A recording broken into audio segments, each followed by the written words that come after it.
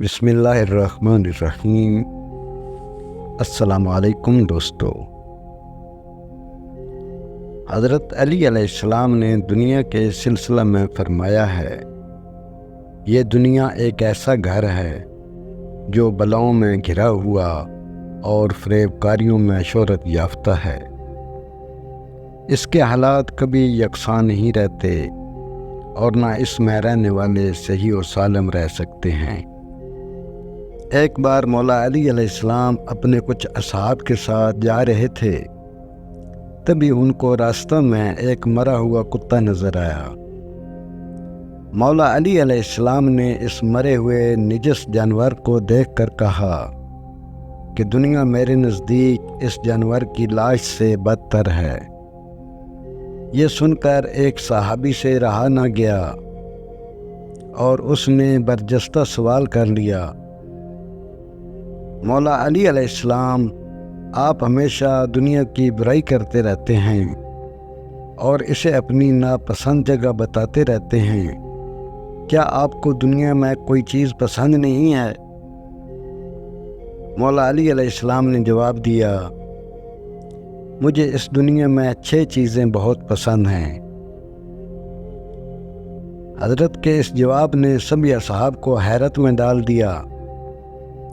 ایک صحابی نے پوچھا کہ مولا وہ 6 چیزیں کون سی ہیں؟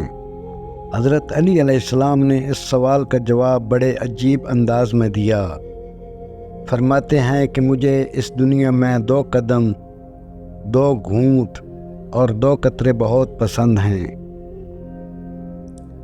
مولا کے اس جواب نے سبھی اصحاب کی حیرت میں مزید اضافہ کر دیا۔ مولا علی علیہ السلام نے اپنے جواب کی تشریح یوں فرمائی، 2 قدم وہ ہیں جس میں پہلا کسی عبادت کو انجام دینے کے لیے اٹھایا جائے، اور دوسرا قدم وہ ہے جو کسی رشتہ دار یا دوست کی خیریت جاننے اور اس کی مزاج پرسی کے لیے ملاقات کرنے کی غرض سے اٹھایا جاتا ہے۔ 2 گھونٹ وہ ہیں جس میں پہلا وہ جو غصہ کو ٹالنے کے لیے پیا جاتا ہے، اور دوسرا وہ ہے جو صبر کرتے ہوئے پیا جاتا ہے۔ 2 قطرے وہ ہیں جس میں پہلا قطرہ جو کسی شہید کے جسم سے خون کا گرتا ہے، دوسرا قطرہ گناہ سے توبہ کرتے وقت پچھتاوے کے ساتھ آنکھ سے آنسو کی شکل میں گرتا ہے۔ مولا علی علیہ السلام کے خلافت کے دور میں مولا کا ایک چاہنے والا عید سے کچھ دن پہلے 2 لباس لے کر آپ علیہ السلام کی خدمت میں حاضر ہوا اور دست ادب جوڑ کر کہنے لگا، یا علی، میں آپ کے لیے اور آپ کے غلام کے لیے 2 لباس لے کر آیا ہوں۔ یہ جو لباس مہنگا ہے یہ آپ رکھیں، اور جو دوسرا لباس سستا ہے وہ اپنے غلام کو دیجیے گا۔ مولا علی علیہ السلام نے اس شخص کی محبت دیکھ کر وہ ہدیہ قبول کر لیا۔ جیسے وہ شخص گیا تو مولا کائنات نے قمبر کو طلب کیا۔ آپ کا غلام قمبر دوڑتا ہوا آپ علیہ السلام کی خدمت میں آیا۔ مولا نے کہا، قمبر، یہ جو مہنگا لباس ہے یہ تم لے لو، اور جو سادہ لباس ہے وہ رکھ دو۔ قمبر نے کہا، یا علی، میں آپ کا غلام ہوں، یہ سادہ لباس مجھے دے دیں اور جو اچھا لباس ہے آپ رکھیں۔ تو آپ علیہ السلام نے فرمایا، قمبر تم جوان ہو، یہ مہنگا لباس تم پر جچے گا، میں تو بوڑھا ہو چکا ہوں، یہ سادہ لباس رہنے دو۔ تو قمبر وہ مہنگا لباس لے کر چلا گیا اور وہ سادہ لباس پڑا رہا۔ اتنی دیر میں میثم تمار بھی وہاں آ گئے اور کہا، یا علی علیہ السلام، میں آپ کی زیارت کے لیے آیا ہوں۔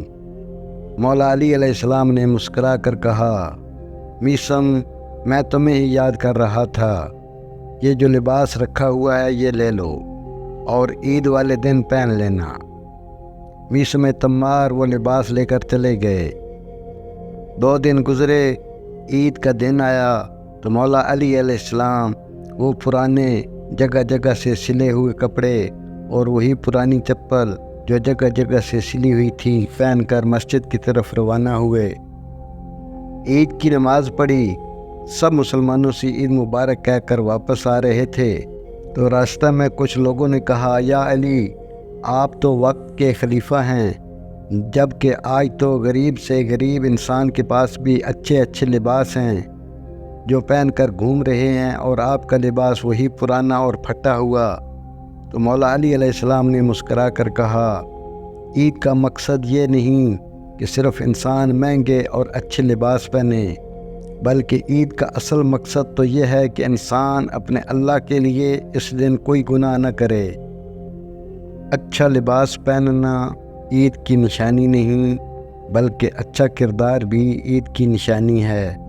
सुन लो, मोमिन के लिए हर वो दिन ईद का है जिस दिन वो गुनाह न करे।